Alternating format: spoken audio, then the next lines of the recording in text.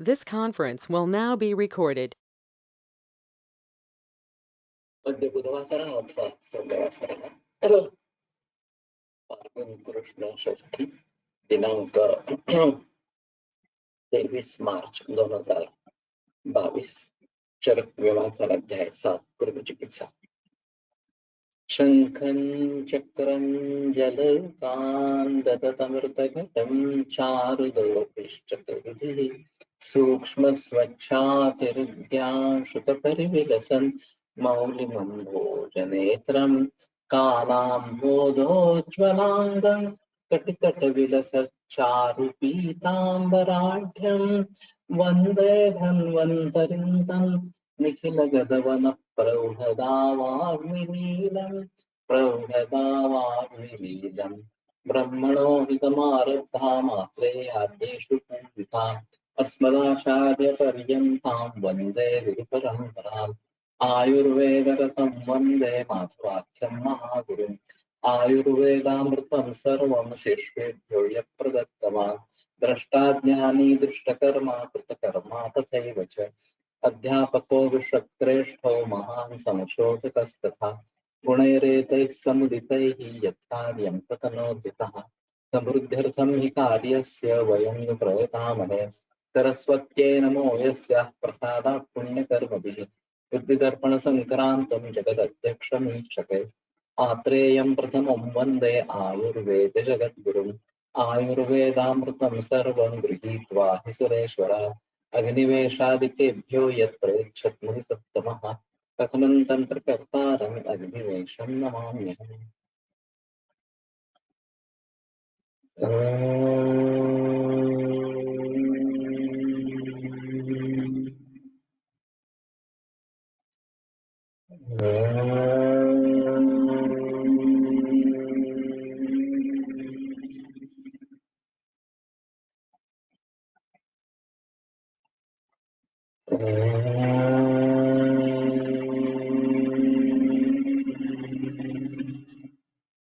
ओम शांति शांति शांति।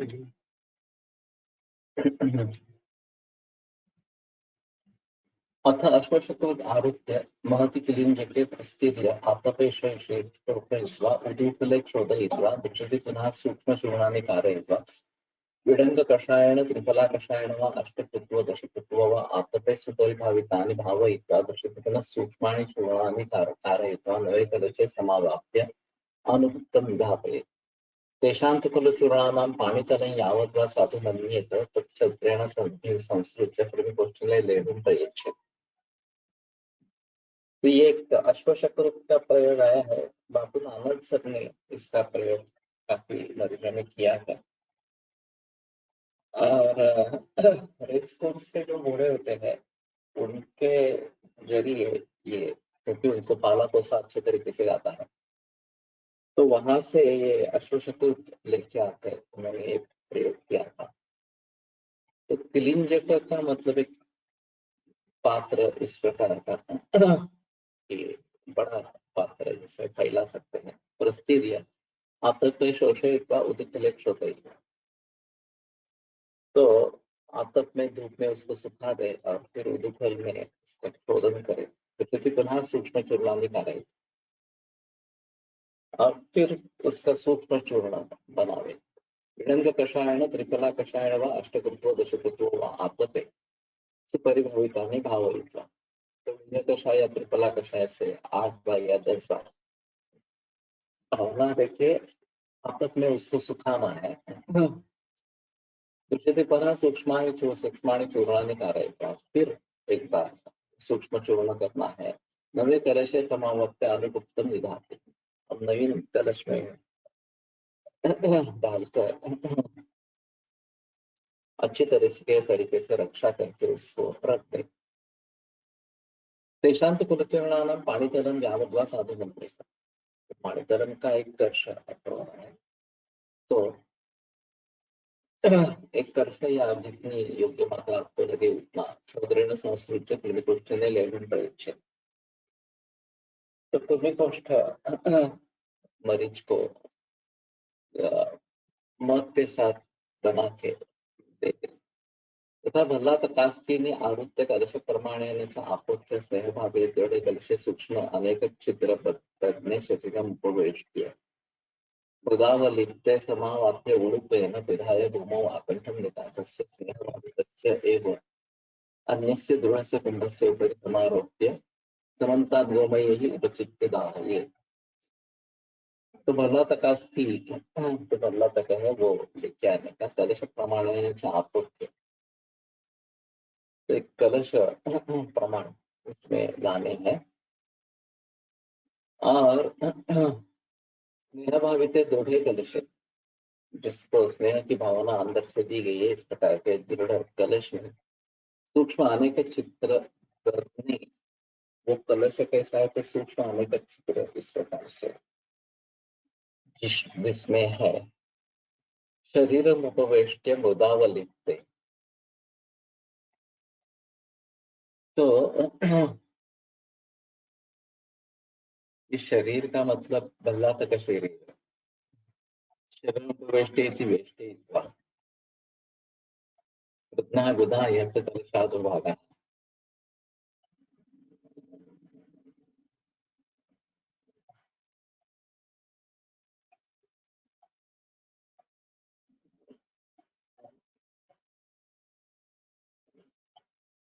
मृदावरस्य सममप्य उडुपेन पिधाय भूमौ आकण्ठ निकासस्य स्नेहभावितस्य एव अन्यस्य दृढस्य कुम्भस्य उपरि समारोप्य।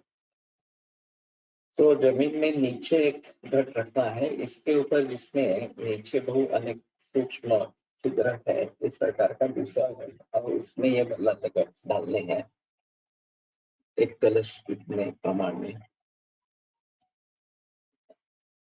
स्थापित घटा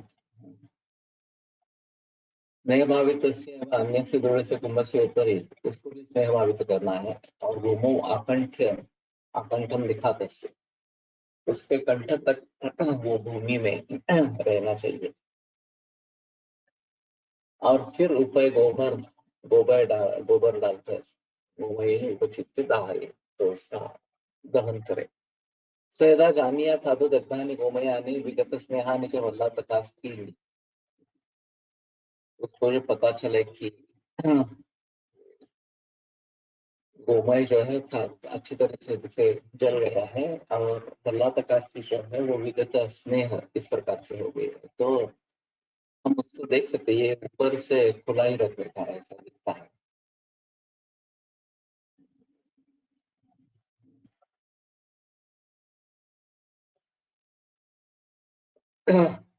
ततस्तम कुंभम उत्तरे, तो उसको उस कुंभ को महाराज कहले असं तस्मात् द्वितीया कुंभात् स्नेहमादाय विडंब तुंडोल चूर्णे स्नेहाय मात्रे प्रति संसृत्य आतपे सर्व महान स्थापयित्वा तो अस्मै मात्रां प्रयच्छेत् पानात् तेन साधु विच्यते।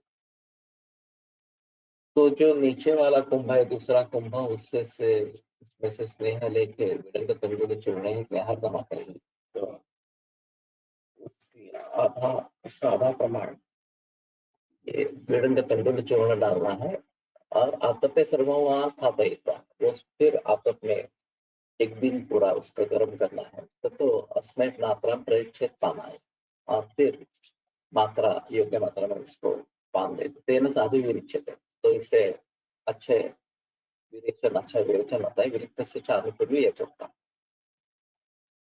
और विरिक्त के अनुपूर्वी जो सो बताइए वैसी प्रकार से करनी है। एवं वदरदारु सर्व काष्ठ स्नेहानुपकल्प्य पातुम प्रयच्छेद, तो उसी प्रकार से देवदार और सरल देवदार इसके काष्ठ का स्नेह देने के लिए प्रयास करें। तो शायद इनके बारे में हम सोच सकते हैं, क्योंकि बल्लातक के बारे में एलर्जी की संभावना काफी है,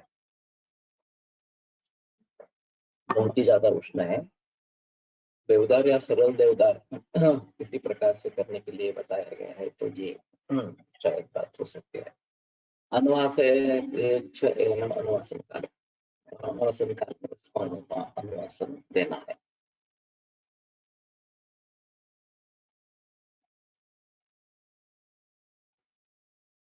अथ आहर इति ब्रूयात्, फिर से एक बार आहर इस प्रकार से बोलना है। शारदान नवाम स्थिलान संपदुपेतान तान आहृत्य निष्पूतान निष्पूय सुशुद्धान् शोधयित्वा विडङ्गकषाये सुखोष्णे प्रक्षिप्य निर्वापयत् आदोषगमनात्। सो शारदा नवीन तिल, तो इसमें वर्षा ऋतु में अगर ये बोएंगे तो शरद ऋतु में नवीन तिल हमें मिल जाएंगे संपदोपेता। तो ये संपन्न इस प्रकार से होने चाहिए। अभी हमारे यहाँ भी हुई है इस प्रकार से। तान आरोप्य निष्पोतान निष्पूय,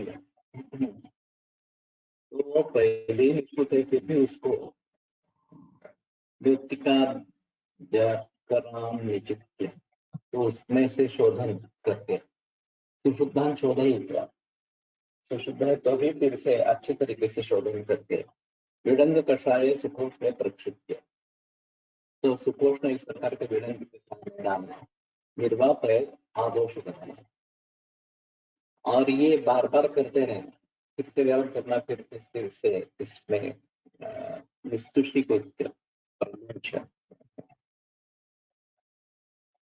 गतदोषान् अभिसमीक्ष्य सुप्रलूनान् प्रलिङ्क्ष्य पुनरेव निष्पूतान् निष्पूय सुशुद्धान् चोदयित्वा विडङ्गकषाय त्रिसप्त कृत्वा सुपरिभावितान् भावयित्। और फिर आदोष गमनात्, अब ये दोष कौन से है और वो चले गए हैं कैसे समझेंगे, अलग बात, इस प्रकार से रहेगी। तो तब तक ये करते रहना है इस प्रकार से, बार बार विडंग कषाय में डालना इस प्रकार का। और फिर उसकी जो छाल है वो निकालने का है, वो भी अच्छे तरीके से निकालनी है। पुनरेव निष्पूता निष्पूय, फिर पे एक बार उसको शुद्ध करके सुशुद्धान शोधयित्वा। निष्पूतान का अर्थ मृत्तिका देव अवतरण विचित्र शोधयित्वा इति प्रक्षाल्य, तो उसमें से अगर कुछ अशुद्धियां हैं वो फिर से एक बार निकालनी है, फिर से एक बार शोधन धो लेना है, उसको प्रक्षालन करना है। विडंग कषायण त्रिसप्त कृत्वा सुपरिभावितान्, और फिर विडंग कषाय से 3 या 7 बार सुपरिभावित करके विविधार्थान् भावयित्वा अपते शोषयित्वा, दूध में सुखाना है, उलूखले संशुद्ध्य दुष्टि पुनः लक्ष्मण कारयित्वा, और फिर उसको सूक्ष्म पूर्ण करना है। द्रोण्याम अभ्युत्थाय विडंग कषायण मुहुर्मुहुः अवसिंचन् पाणिमर्दन एवं वर्धते।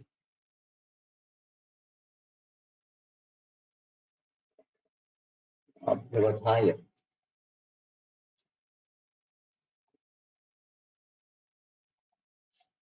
आरोप्य पादाभ्यां पर्यादाय इति पाणिलग्नं पुनः गृहीत्वा।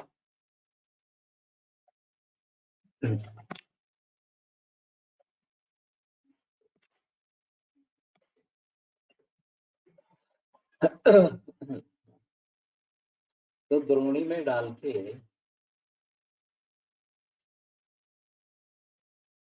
विडंग कषाय मुहुर्मुहुः अवसिंचन् पाणिमर्दन एवं वर्धते, विडंग कषाय डालते डालते हाथ से मर्दन करते रहे, तो हाथ से ही करना है। तस्मिंस्तु खलु प्रपीड्यमाने यत् तैलम् उदीयात् पाणिभ्यां पर्यादाय शुचौ दृढौ जलशयनस्य अनुगुप्तं विधातु। और ये मर्दन करते समय जो इसमें से तेल निकलेगा, पर्यादाय पाणिलग्नं पुनः पुनः गृहीत्वा, तो बार बार उसको लेना है और फिर अनुगुप्तं विधातव्य, अच्छे तरीके से उसका रक्षण करके रख दे। अतः आगे इति तिल्वक उद्दालकयोः द्वौ बिल्वमात्रौ पिण्डौ श्लेष्मपिष्टौ विडङ्गकषायेन तदर्धौ श्यामाप्रवृत्तयोः अतो अर्धमात्रौ दन्तिदैवन्त्योः अतो अर्धमात्रौ च चव्यचक्रयोः। तिल्वक उद्दालक इसके दो बिल्वमात्रौ पिंड, दो पिंड बनाने हैं, दो बिल्वमात्र इस प्रकार करेंगे।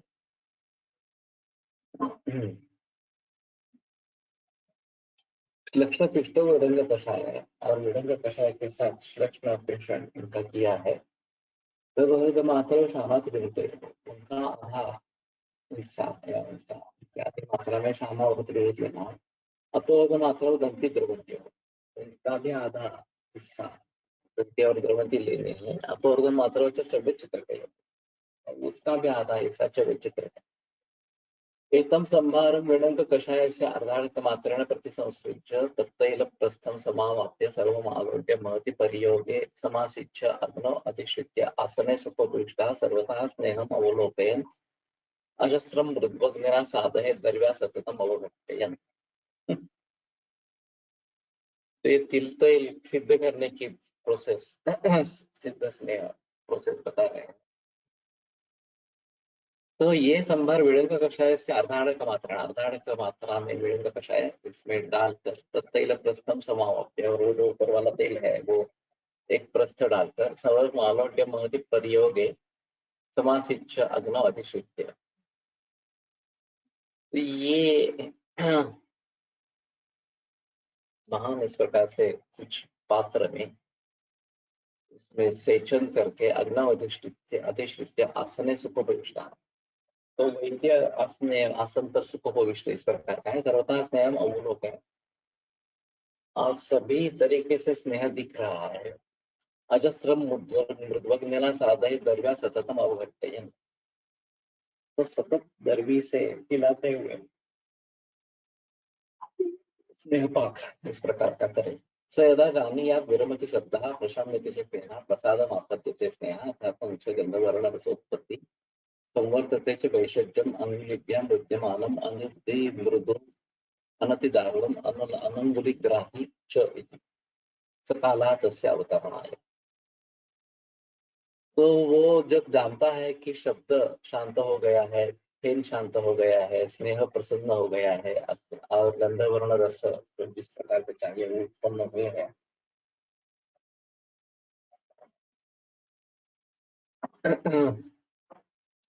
संवर्तते च वैषज्यम अंगुलिभ्याम विद्यमान। अंगुली के द्वारा उसका पीड़न स्नेह कलका का पीड़न करते हैं। अनति मृदु अनति दारुणम अनंगुलिग्राही चे। ज्यादा मृदु भी नहीं है, ज्यादा दारुण भी नहीं है और आपको चिपकने वाला इस प्रकार का नहीं है। तो कालस्य अवधारणा, तो वो योग्य काल है उसके झेल उतारने के लिए। ततस्तम अवतार्य शीतीभूतम शीतीभूतम वाससा परिपूय गृहे उत्कर्षे समासिच्य पिधानेन पिधाय शुक्लेन वस्त्रपट्टेन अवच्छाद्य सूत्रेण सुबद्धं सुनिवृत्तं निधापयेत्।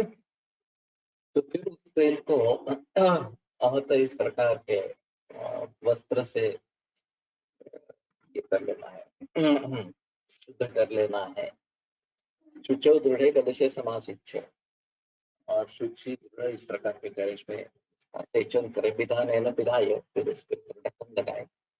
शुक्ले न वस्त्र पट्टे न अवच्छाद्य और शुक्ल वस्त्र से उसका आच्छादन करे। सूत्रण सुबद्धम सुनिगुप्तम निधापे और सूत्र के द्वारा अच्छी तरीके से बांध कर कली मंदिर तत्वस्मय मात्रा प्रयच्छेद तानाय तेन साधु विच्य।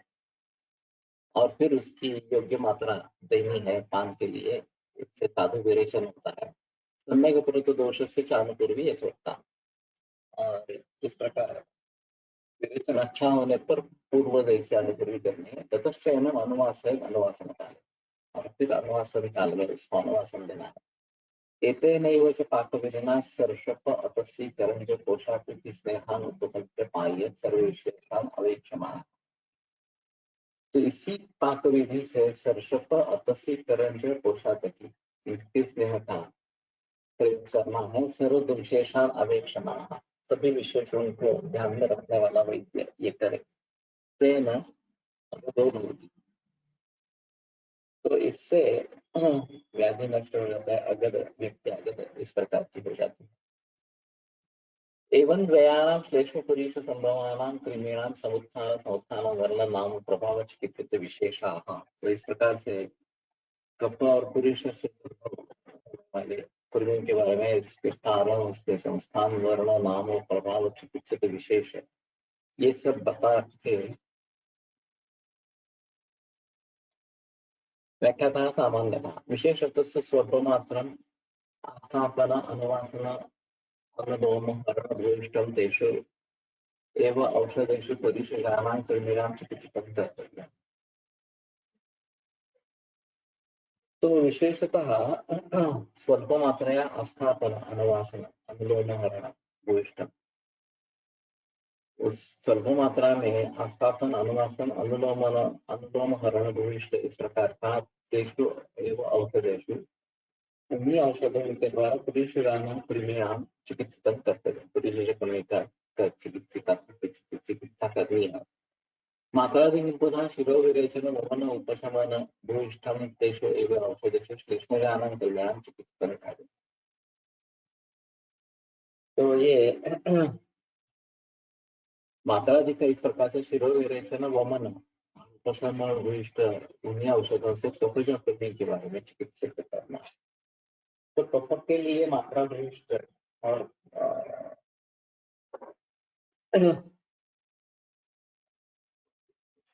पुरुष कर्मी के लिए, कफज कर्मी के लिए मात्रा, पुरुष कर्मी के लिए अल्प मात्रा आस्थापना में इस प्रकार से ये करना है। इति कृमिघ्न भेषज विधि अनुवादो भवति। तो इस प्रकार से कृमिघ्न भेषज विधि बताया गया। तो अनुतिष्ठता यथास्व हेतु वर्गने प्रयोजितव्य। तो उसका जो प्रयोग कर रहा है वो उसके जो भी हेतु है वो टालने हैं। यथोद्देश्यमेव इदं कृमिकोष्ठचिकित्सितं यथावत् अनुव्याख्यातं भवति। तो जिस प्रकार का उद्देश्य था उस प्रकार से ये व्याख्या कर इस प्रकार का होगा। तो मैं फिर से एक बार वो बात दोहराता हूँ कि कृमि दोष निरपेक्ष रोग के कारण हो सकते हैं या नहीं।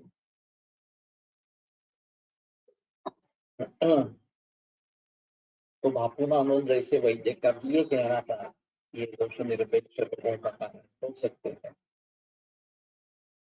लेकिन अगर इसका एक बाह्य कारण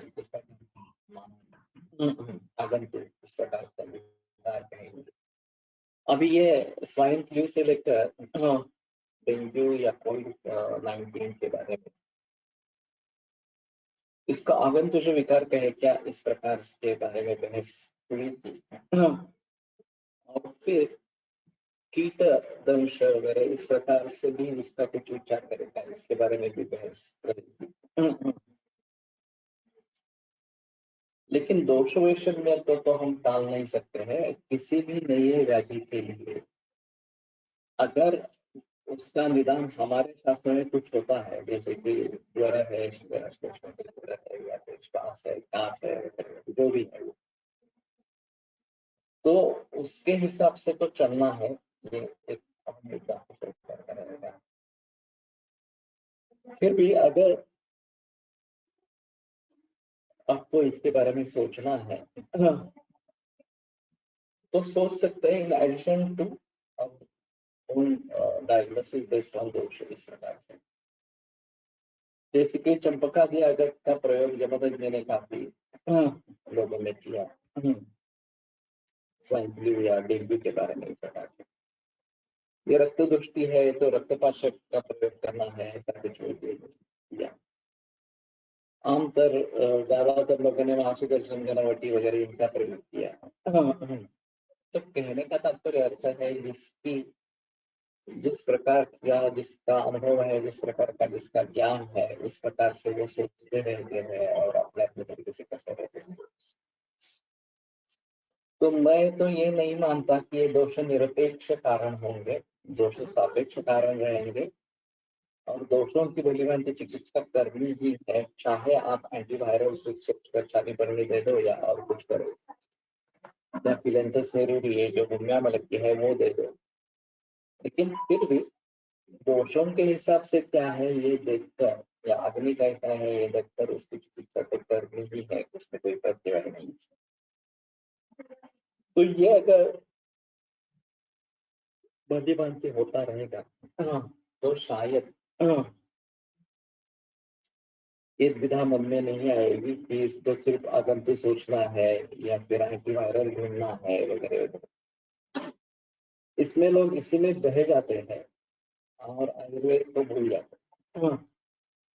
तो ये बात नहीं होनी है कि हमें आयुर्वेद कभी भी छोड़ना नहीं है, चाहे इसके बारे में अलगता से कुछ विचार करना है तो भी।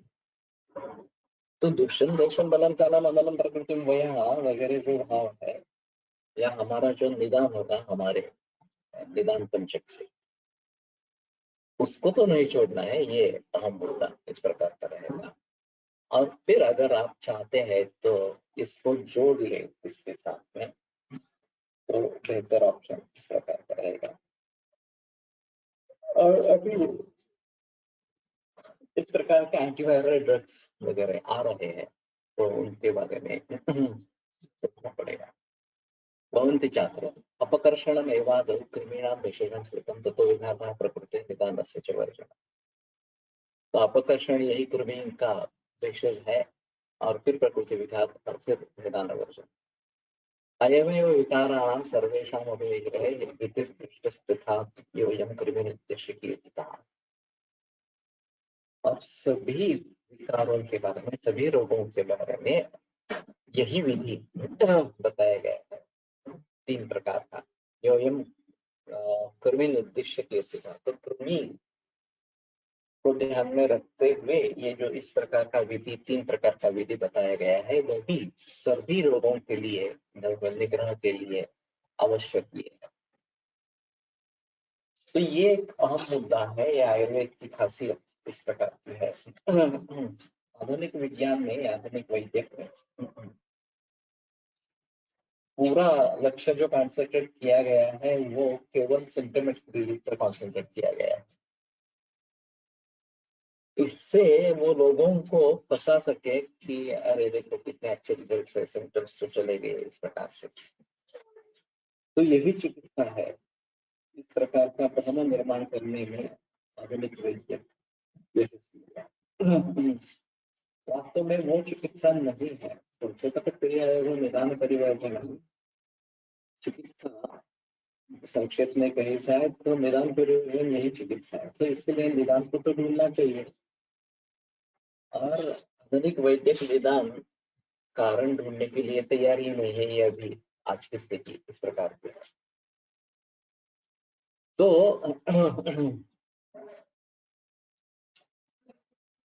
ये इस प्रकार से अगर शरीर में कुछ कुर्मी वगैरह ऐसे घुस गए हैं, तो अपकर्षण में वादा प्रगणाम उनको बाहर निकालना, ये पहला मकसद इस प्रकार है।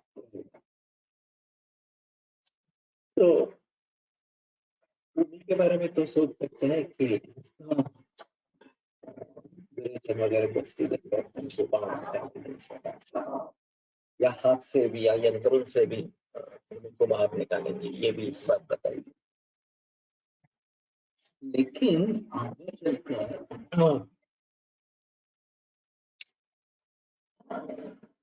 प्रकृति विघात और निदान परिवर्तन, ये भी बात आम पूर्ण इस प्रकार की है। शरीर में ऐसी स्थिति पैदा करो कि उनको टिकने के लिए जगह नहीं मिली। तो प्रतिकार शक्ति एक ऐसी चीज है कि जिसके डेवलप होने से दोषों का प्रावधान नहीं रहेगा, और वो अपना व्याधि से विरुद्ध जो कार्य है वो नहीं कर पाएगा। तो अगर पोषक स्थिति है, अनुकूल स्थिति है, तो ही कृमि बढ़ेंगे। अगर पोषक स्थिति नहीं है तो नष्ट हो जाएंगे। तो यही बेहतर सिलसिला इस प्रकार का है। अभी डीवर्मिंग करते रहते हैं बच्चों को, खास करके हुए डीवर्मिंग करते रहते हैं, 6 महीने के बाद एक गोली ले लिया और बस काम हो गया, ऐसा मानते हैं। प्रत्यक्ष कृमि दर्शन हुआ नहीं हुआ ये देखते नहीं है। और फिर ऐसे एक गोली दे दी और उससे कृमि निष्कासन हो गया, या कृमि का कोई संबंध नहीं रहा, ऐसा मानते हैं, वो गलत है। तो वास्तव में प्रकृति विघात और निदान परिवर्जन दोनों आवश्यक इस प्रकार के हैं। और मीठा खाने से होते ये तो मालूम होता है, लेकिन मकुष्ठ या उड़द दाल ये भी कृमि की होती है, दही कृमि का होती है, ये देखा नहीं जाता। उसको कारणों के रूप में देखना जरूरी है और फिर उसके टालने के लिए कोशिश जरूरी इस प्रकार की है। संशोधनम संशमनम विधानस्य च वर्जनम यथावदेशिका कार्यं रोगी रोगी यथा। तो शोधन, शमन और विधान वर्ग परिवर्तन ये वैद्य को हर रोग में यथाविधि जो उस रोग की चिकित्सा के लिए आवश्यक है उस प्रकार से करते रहना चाहिए। तो कहने का तात्पर्य अर्थ है कि ये जो हेतुलिंग औषध, ये जो आयुर्वेद के त्रिस्कंध है, ये एक अनूठा अप्रोच है आयुर्वेद का, और वो कई गुना बेहतर है आधुनिक वैद्य अप्रोच से। अभी मुझे चाइनीज मेडिसिन वगैरह के बारे में पता नहीं था, लेकिन होम्योपैथी में भी कारणों का विचार नहीं है, सिर्फ लक्षणों का बहुत सूक्ष्म दृष्टि से विचार है। तो यह आयुर्वेद की खासियत रहेगी कि कारणों को ढूंढना, कारणों को टालने के लिए कहना, और फिर हम सभी रोगों की चिकित्सा कर पाते हैं। तत्र श्लोके अतितो पुरुषो ज्ञान्यो विशेषो सत्प्रयोजनो तेषां हेत्वादि सप्तकोपणः उत्तो व्याधितरूपीये विधाने विमाने परमर्षणः शिष्ट संबोधनार्थाय वादिप्रशमनाय च। तो दो प्रकार के व्याधि के पुरुष, ज्ञ अज्ञ, इस प्रकार के वैद्य के बताने के लिए जो प्रयोग करना है वो भी बताया गया। विंशति कृमि यहाँ, तो 100 कृमि को छोड़कर 20 प्रकार के विंशति का कृमि है। तेषां हेत्वादि सप्तको गण, उनका हेत्वादि 7 प्रकार का गण बताया गया। तो व्याधित रूपीय विमाने परमर्षण, तो व्याधित रूपीय इस प्रकार के विमान के 7वें अध्याय में ऋषि द्वारा यह बताया गया। शिष्यों संबोधनार्थाय व्याधिप्रशमनाय, शिष्टों का संबोधन करने के लिए एवं व्याधि का प्रशमन करने के लिए महर्षि अत्रेय ने खुद बताया बताते हैं। इति अग्निवेश कृते तंत्रे चरक प्रतिसंस्कृते विमानस्थाने व्याधितरूपीय विमानं नाम सप्तमोऽध्यायः। तो ये व्याधितरूपीय विमान नाम का 7वां अध्याय समाप्त इस प्रकार का होगा। अष्टमोऽध्यायः अथातो रोगविषयक द्वितीयं विमानं व्याख्यास्यामः इति अस्माकं वर्णनार्थं। तो 8वां अध्याय रोगविषयक द्वितीय इस प्रकार का अध्याय है। पूर्वाध्याय व्याधित रूप भ्रांति ज्ञान मुक्तम तत्व बुद्धि भेदा बुद्धि दोषाद भवति तेन विशुद्ध बुद्धिपाद हेतुना अध्ययन अध्यापन तद्वितीय संभाषणां कथनाय रोग विषय। तो पहले पूर्व अध्याय में व्याधित भ्रांति के बारे में बताया, भ्रांति ज्ञान, और ये बुद्धि दोष से होता है, और विशुद्ध बुद्धि उत्पादन करने के लिए अध्ययन अध्यापन तद्वितीय संभाषण, जो अध्ययन विधि बताया गया है उसको कहने के लिए रोग विषय द्वितीय रोग विषय द्वितीय नाम है बताते हैं। रोग विषय द्वितीय चिकित्सितम् अधिकृत्य कृतोऽध्यायः रोग विषय द्वितीय। रोग चिकित्सा कारित्वं चास्य चिकित्सोपयुक्तस्य संविधान साधनस्य अध्ययन विद्यादेः तथा करणकारणादेः च अभिधानः विज्ञेय।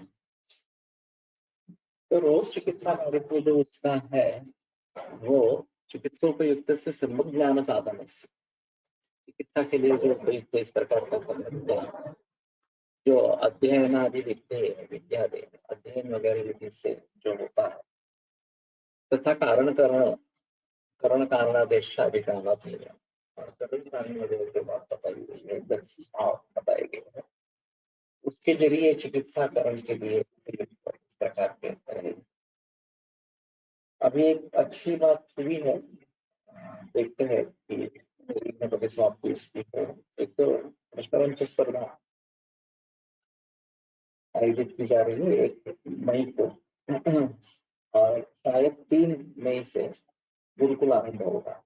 फर्स्ट ईयर के जो छात्र हैं उनके लिए वहाँ पर सूत्र शारीरिक स्थान के बारे में ये ऑफलाइन है और 2 बरस के बाद फिर से शुरू हो रहा है।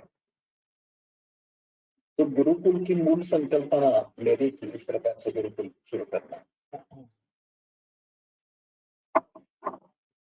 कुहड़कर सर हर चातुर्मास में एक ग्रंथ पढ़ा करते थे अपने आप खुद भी इस प्रकार से और एक ग्रंथ पूरा कर लेते थे किसी न किसी तरीके से। तो मैं तो कोष के कार्य में डूब गया था तो कुछ समय नहीं मिलता था पढ़ने के लिए इस प्रकार से। तो कोष का कार्य जब समाप्त हो गया और मैं बाहर निकला तो वैसे तो मैंने सोच लिया कि अब मैं मूल ग्रंथ का अध्ययन शुरू करूँ। लेकिन कुछ छात्र भी जुड़ गए तो हमने सुश्रुत संहिता से आरंभ किया पढ़ना। 4 महीने में तो हम नहीं पूरा कर पाए, चातुर्मास से आरंभ किया लेकिन 9-10 महीने उसमें लगे। फिर मुझे महसूस हुआ कि यही अध्ययन विधि है और ये हम नहीं कर रहे हैं। तो अध्ययन ही नहीं कर रहे हैं तो उसका फलस्वरूप जो ज्ञान है वो कैसे मिलेगा, तो चिकित्सा कैसे कर पाएंगे। और अगर ये करना है तो गुरुकुल पद्धति से ही करना उचित होगा। उससे काफी खोज की जगह है खास करके कोकण एरिया में। तो पाली गणपति के नजदीक पड़सरे नाम का एक छोटा देहात है, वहाँ की जगह मुझे पसंद आई और फिर मैंने एक वहाँ पे वर्कशॉप कंडक्ट किया। मेरे और गोलक सर के मिलके 40 विद्यार्थी वहाँ पे इकट्ठा हुए और फिर मैंने प्रस्ताव रखा कि आयुर्वेद जो है आयुष वेद आयुर्वेद इस प्रकार का शरीर स्वप्नात्म संयोग धारे जीवित से पर्याय तो आयुष इन चारों का मेल है और उसके बारे में हित क्या है अंत क्या है ये आयुर्वेद बताता है। 4 प्रकार का आयुष है उसके हित क्या है अंत क्या है इस प्रकार का। तो मूल रूप में ये आगे भी नित्य गमनशील है, इस प्रकार का नित्य है, बदलने वाला है और हिताहित संकल्पनाएं जो है वो भी बदलने वाली है। मात्रा योग क्रिया देश कालावस्था के भी तथा दृष्टास्ते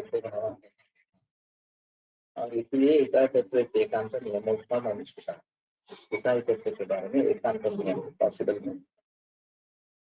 तो ये कैसे हो सकता है कि एक बदलने वाले भाव के बारे में हम बताते रहे पता है जो जानकारी देनी है वो भी बदलने वाली जानकारी है और फिर भी आयुर्वेद शाश्वत है। तो एक बदलने वाले भाव को लेकर बदलने वाली जानकारी देखकर भी आयुर्वेद शाश्वत कैसा हो सकता है। तो इसके लिए हमें चाहिए कि हमें मूल रूप से अध्ययन पद्धति का अनुसार करना पड़ेगा। अध्ययन अध्यापन पद्धति संभाषा अध्ययन विधि ये है ये हम नहीं कर रहे हैं। तो मूल ग्रंथों को टीका के आधार पर सिखाएंगे। हम निवासी गुरुकुल इस प्रकार का रहेगा। हम वैद्यों को कुछ भी पैसा नहीं देंगे, आने जाने का खर्चा नहीं देंगे, पढ़ाने का भी कुछ खर्चा नहीं देंगे। अपनी प्रैक्टिस बंद करके उनको 2-3 दिन आना है सिखाना। फिर भी हमें ये करना है। तो शुरू में ऐसा लगा था कि वैद्य तैयार होंगे नहीं होंगे, लेकिन ऐसी कोई आपत्ति नहीं है। और अच्छी तरीके से 10-11 बरस तक चलता रहा। अभी लॉकडाउन के जरिए अभी 2 बरस तक चल रहा, लेकिन तब तक ये सिलसिला चलता रहा और फिर से शुरू होगा ऐसी स्थिति है। तो हम अगर अध्ययन विधि को ही नहीं पाल रहे हैं, वही नहीं कर रहे हैं, तो हमारा अध्ययन होगा ही कैसे। तो इसलिए मैंने सुझाव रखा था कि आदर्श आयुर्वेदी दिनचर्या होनी है, सुबह 5 बजे उठना है, श्लोकों का कंठस्थीकरण और योग करना है, और फिर नाश्ता लेके 8:30 बजे अध्ययन शुरू होगा, 8:30 से 12:30 तक। फिर भोजनावकाश रहेगा, 2 से 6 बजे तक फिर से अध्ययन होगा, और फिर स्पोर्ट्स वगैरह ऐसा कुछ आउटडोर गेम्स या घूमना, फिर भोजन, और फिर अनौपचारिक चर्चा, और आपको 9 साढ़े 9 बजे तक सो जाना इस प्रकार। तो ऐसा लगा था कि ये बहुत ही हेवी है, लोग सीख पाएंगे या नहीं पाएंगे, बीमार होंगे वगैरह, लेकिन ज्यादातर कुछ नहीं हुआ और सभी ने आनंद लिया। इसमें से अभी छात्रों की पीढ़ियां उभर आई जिन्होंने आगे जाकर एमडी किया, कुछ आयुर्वेदिक प्रैक्टिस करने लगे, कॉलेज में सिखाने लगे, तो मूल ग्रंथों को पढ़ाने लगे इस प्रकार से। तो आयुर्वेदीय शिक्षा पद्धति में मैं जो परिवर्तन लाना चाहता था, ये इस परिवर्तन की शुरुआत हो गई। तो ये केवल पुणे में, महाराष्ट्र में हो रहा है। महाराष्ट्र में भी अन्य काफी जगह पे इसकी पॉसिबिलिटी है, क्षमता है। औरंगाबाद में है, कोल्हापुर में है, और पूरे भारत में भी होना चाहिए, सिर्फ यहाँ होना है ऐसा नहीं है। हमारा जो प्रयास अभी इस प्रकार का लेक्चर का चल रहा है, वो भी इसी का एक हिस्सा है। ये एक व्यापक प्लेटफॉर्म है और ये लगातार चल रहा है, ऐसा नहीं कि के लिए कर रहा है, ऐसा नहीं। लेकिन फिर भी जितने प्रयास इसमें होने हैं उतने नहीं हो रहे। तो मैं चाहता हूँ कि हर व्यक्ति अपने अपने तरीके से इसमें हिस्सा ले, और डेडिकेशन के बगैर ये बात नहीं हो सकती, ये सबसे आम बात है। कोलटकर सर ने अपना पूरा जीवन छात्रों के लिए दे दिया, और उनके मन में आयुर्वेद के बिना कुछ भी विषय नहीं था। जो भी पैसे खर्च करने थे वो भी आयुर्वेद में ही उन्होंने खर्च किए, बहुत सारे लोगों को मदद की, पैसों की भी मदद, विद्यादान तो देते ही रहे इस प्रकार से। तो ये हमारा व्रत है, ये हमारी जिम्मेदारी है। ऐसा सोचकर अगर सभी इसमें हिस्सा लेते हैं तो भी कार्य आगे बढ़ेगा। तो इसमें डेडिकेशन की जरूरी है, ये मुझे करना ही है, ऐसा सोचेंगे तभी हम कर पाएंगे। बाकी लोग करने वाले हैं, मुझे क्या लेना देना है, ऐसा करके इस प्रकार से अगर सोचते रहेंगे तो आगे आगे नहीं बढ़ेगा। तो इस बात को भली भांति ध्यान में रखो और उसको आगे बढ़ाओ, तो हम आयुर्वेद को ऊंचे स्तर पर लेके जाएंगे, हम भी ऊंचे स्तर पर पहुंच जाएंगे। और गोलक सर का जो सपना था कि आयुर्वेद प्रथम पसंदीदा वैद्य है पूरे विश्व भर में, उसको हम पूरा कर सकेंगे। फिलहाल मैं जबलपुर जब गया था तो वहाँ विद्यासागर मुझे महाराज, उनसे मुलाकात हुई। तो उनका भी यही उद्देश्य इस प्रकार का, उन्होंने जबलपुर में आयुर्वेद का कॉलेज खोला। तो कहने का तात्पर्य है कि अगर समान उद्देश्य इस प्रकार का होगा, तो हम एक साथ प्रयास कर सकते हैं, आगे इसको लेकर बढ़ सकते हैं। तो हमें इसके बारे में जरूर सोचना है और कदम उठाने हैं, सिर्फ सोचते नहीं रहना है।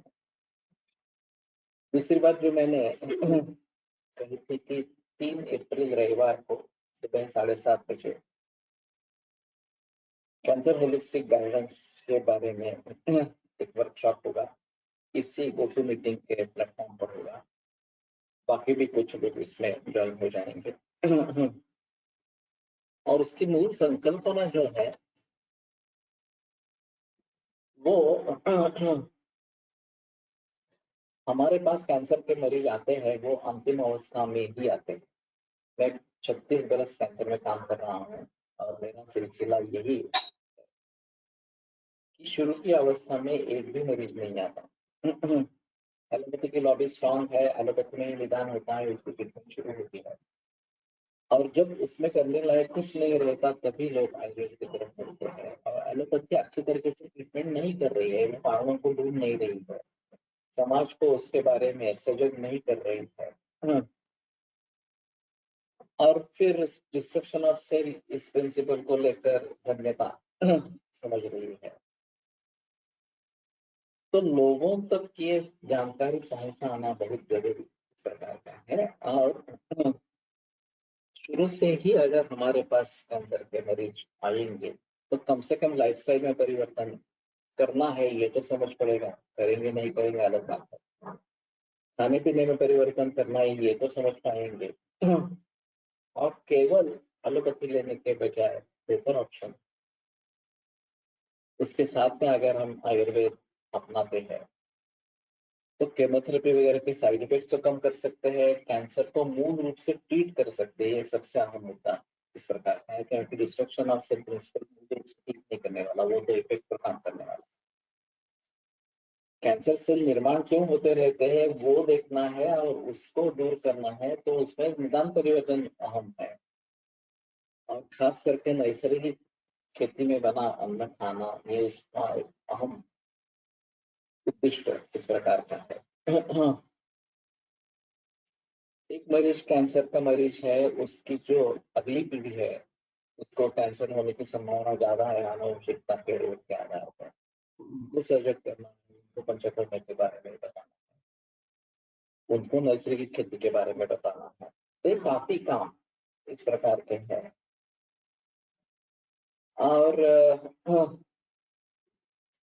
मैं अकेला या प्रदेश मुख सर कितने लोगों को कितने बरस तक ट्रीटमेंट करते रहेंगे,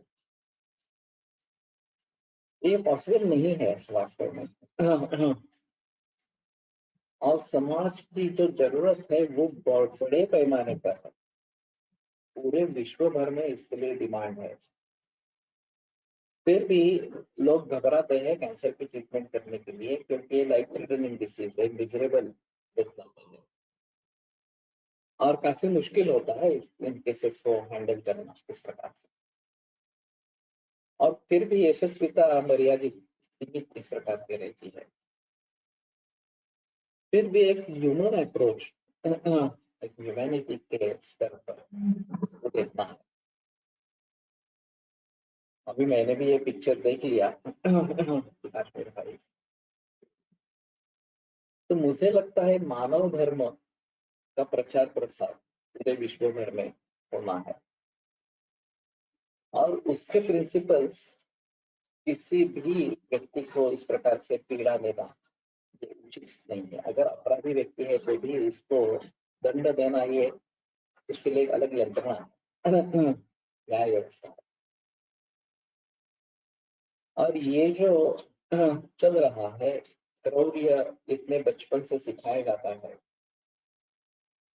और फिर उनके दिमाग में और कुछ घुसेगा ही नहीं इस प्रकार से। जो इस प्रकार को आतंकवादी निर्माण करने वाले जो संगठन है उन पर कैसे काबू पाएंगे, उनको कैसे बंद करेंगे, ये सबसे अहम मुद्दा इस प्रकार का रहेगा।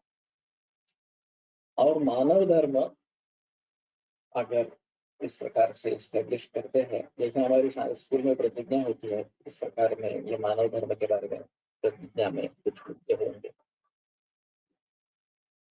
तो फिर शायद ये बात बन सकती है, फिर धीरे धीरे समाज में परिवर्तन इस प्रकार का आएगा। तो कहने का तात्पर्य अर्थ है कि हमें मूल समस्या तक पहुंचना है, कहाँ पे समस्या उत्पन्न हो रही है ये समझ लेना,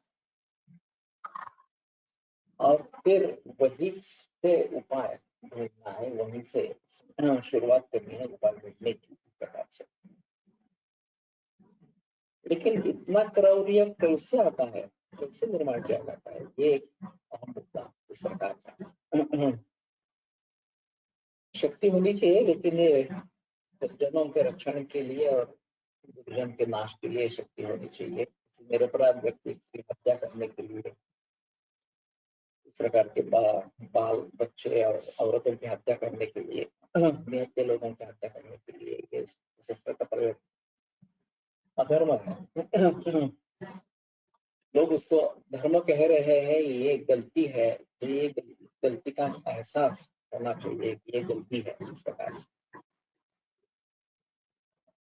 तो कहने का तात्पर्य आता है कि मूल समस्या तक जब तक पहुंचेंगे नहीं, तब तक कुछ सुधार नहीं होगा। तो अध्ययनम अध्यापनम तद्विद्य संभाषाचो इति अध्ययन विधि ये बताई गई है, या कैंसर के बारे में, अन्य सभी रोगों के बारे में। सभी जगह ऐसा ही है कि हमारे पास एलोपैथी बंद होने के बाद ही आते हैं,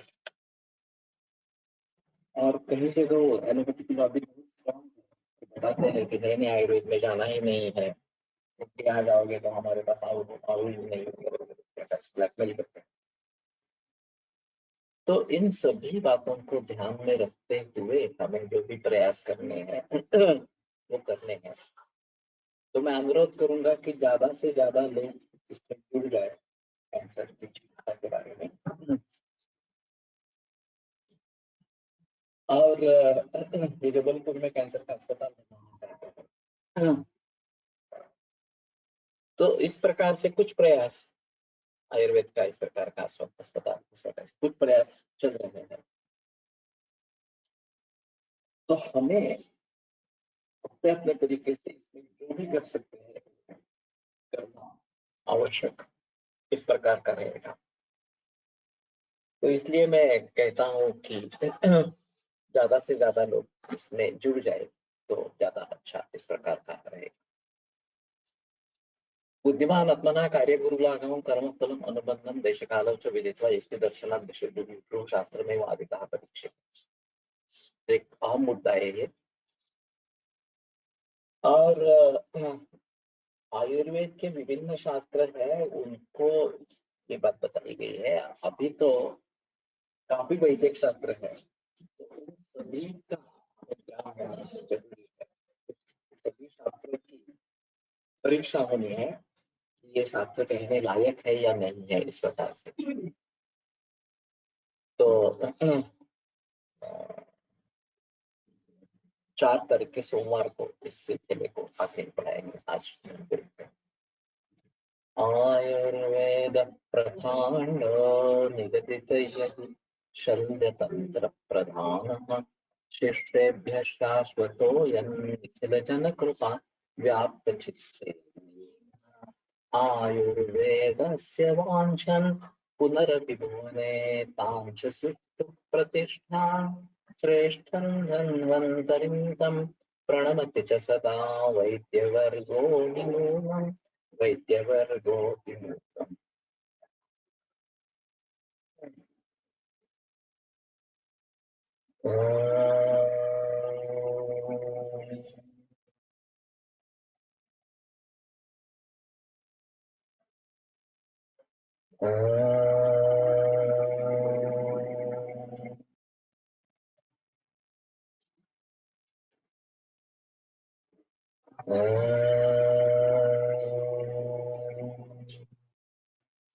ओम शांति शांति शांति।